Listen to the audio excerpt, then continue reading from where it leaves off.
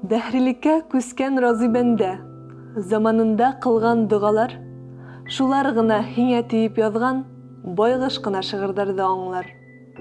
Һиңә укыганда балкый ине, һөю тураһында кыскырып, шигырьләрнең һәрбер һүзе, өне, камил кеүек ине юлдары.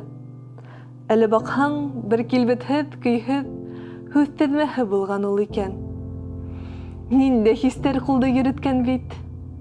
Хәзер килеп һинһез көн итәм. Шигырь язып, һөю асрау мөмкин түгел, әйе, билдәле. Язылдылар бит һуң, нишләтәйем? Шытып сыҡты, гөлдәр шикелле. Хәзер һиңә улар кәрәк түгел.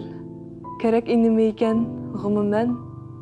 Етем шиғырҙарым, кисерегеҙ, иттек һеҙҙе икәүбеҙ, әрәм.